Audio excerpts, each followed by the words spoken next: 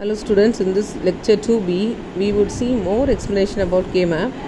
Please hear my previous lecture 2 for K-map basics and lecture 2 ஒன்று போட்டிருக்கிறேன். அதை நீங்கள் கேட்டுட்டு அப்புறம் lecture 2b இதோடைய next version-ஆக இதை கேளுங்க.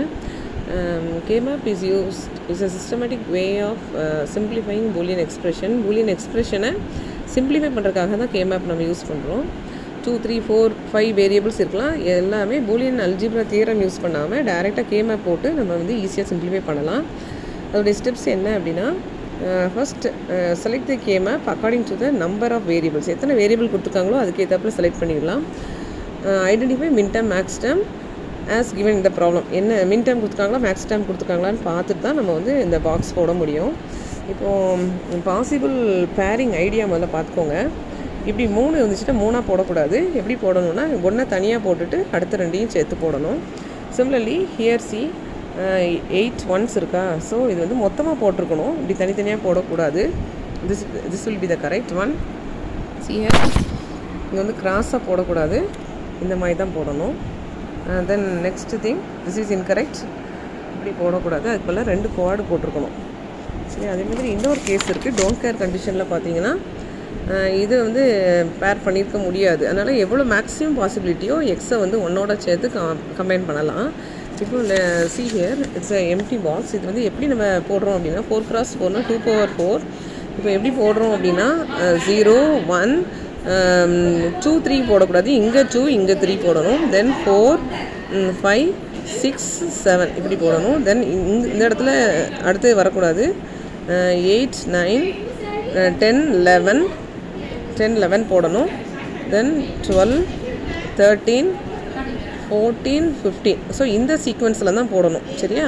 ஸோ இதுக்கு ஏற்றாப்புல இப்போது மின் டேர்ம்னா இதில் வந்து 1 போட்டு ஃபில் பண்ணுவோம். மேக்ஸ் டேர்ம் கேட்டிருந்தாங்கன்னா 0 போட்டு ஃபில் பண்ணுவோம். சரியா? ஸோ மின் டேர்ம்னா எப்படி இருக்குன்னா ABC டேஷ் இப்படி இருக்கும். இதெல்லாம் மின் டேர்ம். இது ப்ளஸ் இடையில இப்படி ப்ளஸ் வரும். மேக்ஸ் டேர்மாக இருந்துச்சுன்னா A+B+C டேஷ் போட்டு இந்த இடத்துல வந்து டாட் வச்சு அடுத்தது வரும். So these are the differences. We will see 2 examples. அதுக்கு முன்னாடி இந்த பாக்ஸை பார்த்தீங்கன்னா உங்களுக்கு புரியும். So ABCD. ஸோ இங்கேயும் அதே மாதிரி தான். ஃபஸ்ட்டு வந்து C டேஷ் D டேஷ் போடணும். அடுத்து வந்து C டேஷ், இந்த 0 எல்லாம் டேஷு டேஷ் CD, இந்த CD டேஷ் வரணும். சரியா? அதே மாதிரி தான் இங்கேயும் ரெண்டுமே இல்லையா, அப்போ ரெண்டுமே டேஷ் போட்டுக்கோங்க.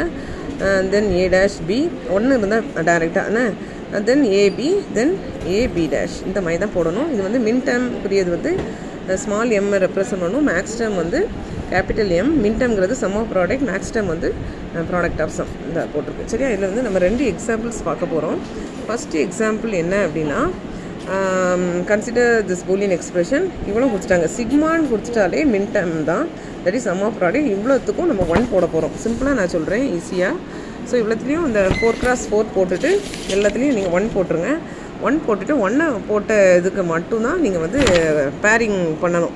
சரியா? மேக்ஸிமம் பேரிங் பண்ணணும். ஒன்றா ரவுண்ட் பண்ணக்கூடாது. மொத்தமாக பெருசாக பண்ண முடியுமான்னு பாருங்கள். ஸோ இந்த இதில் பார்த்திங்கன்னா ஒரு குவாடு ஒரு 2 போட்டிருக்கோம். இதில் வந்து இப்படி இந்த சைடில், அதாவது இது வந்து எப்படி வருதுன்னா இந்த மாதிரி பேர் பண்ணலாம். ஸோ 3 விதமான பேரிங் தான் அவைலபிள் இந்த டயக்ராமில். ஸோ இதை வந்து எப்படி போடுறோன்னா காமன் டைம். இதை முதல்ல இன்னும் சிம்பிளாக நான் சொல்லணும்னா இதில் உள்ள வேல்யூஸை அப்படி எழுதிக்கோங்களா. So see here A dash B dash then CD இதுதான் இதோடையது. தென் இதோடைய வேல்யூ என்னென்னா A dash B dash CD dash. இதோடைய வேல்யூ என்னென்னா A டேஷ் B CD. இது வந்து A dash B CD dash. So அதெல்லாம் எழுதிட்டு காமன் டேர்மெல்லாம் எடுத்துருங்க. மீதி எல்லாம் ஒரு பியும் B டேஷும் வந்துச்சுன்னா ஸ்ட்ரைக் பண்ணிடலாம். சரியா? அப்படி வெட்டிடுங்க. மீதி என்ன இருக்குமோ அதை எடுத்துடலாம். இன்னும் ஒரு சிம்பிள் ஐடியா சொல்லணும்னா குவாடு போட்டிங்கன்னா கண்டிப்பாக 2 வேரியபிள் தான் வரும். அதேமாரி பேர் பண்ணிங்க 2 இதை வந்து பேர் பண்ணிங்கன்னா 3 வேரியபிள் வரும். சரியா? சேம் இது, அதனால் 3 வேரியபிள் வருது. அதேமாரி தான் இதையும் இந்த 2 தானே இருக்குது, அதனால் கண்டிப்பாக 3 வேரியபிள் வரும். ஸோ கடைசியில் இந்த 3ஐயும் நீங்கள் வந்து போட்டிங்கன்னா ஃபைனல் எக்ஸ்பிரஷன் வரும். A dash C plus A B dash D plus AB D dash. சரியா? அதே இது வந்து நெக்ஸ்ட் வந்து ப்ராடக்ட். இது வந்து sum product of sum. So இந்த இடத்துல இந்த என்ன வேல்யூஸ்லாம் கொடுத்துருக்காங்க கண்ணை மூடிட்டு நீங்கள் 0 போடுறீங்க. 0 போட்டதை மட்டும் தான் நீங்கள் வந்து பேர் பண்ணணும். சரியா? ஸோ அதுதான் டிஃப்ரென்ஸ் அந்த இதுக்கும் இந்த இதுக்கும். ஸோ எல்லாத்தையும் இதுமாதிரி 0 போட்டு எல்லாத்தையும் நம்ம பேர் பண்ணிட்டோம். சேம் இது அதே மாதிரி எழுதுகிறோம். கம்ப்ளீட்டாக நான் வந்து இருக்கல ஈஸி மெத்தடாக உங்களுக்கு சொல்கிறேன். ஸோ அதே இது என்ன பண்ணிங்களோ சம் ஆஃப் ப்ராடக்ட்டை அதே இது எழுதிட்டு எழுதுனீங்கன்னா இந்த மாதிரி வந்துடும். சரியா? ஸோ காமனை எடுத்துகிட்டு மீதியெல்லாம் அடிச்சிட்டோம். ஸோ போட்டுட்டு தென் இது வந்து நம்மளுக்கு என்ன கேட்டிருக்காங்கன்னா ப்ராடக்ட் ஆஃப் சம்மா, அதனால் இடையில வந்து ப்ளஸ் வரணும். ஸோ இதில் உள்ள டேர்மை அப்படி மாற்றி எழுதிடுங்க. A dash B D dash இருக்கா, ஏ பி டின்னு எழுதிட்டு இடையில டாட் இருக்கா அந்த இடத்துல ப்ளஸ் போட்டுருங்க.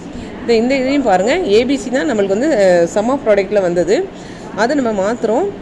அப்போது A dash B dash C dash போட்டு இடையில ப்ளஸ்ஸு. சரியா?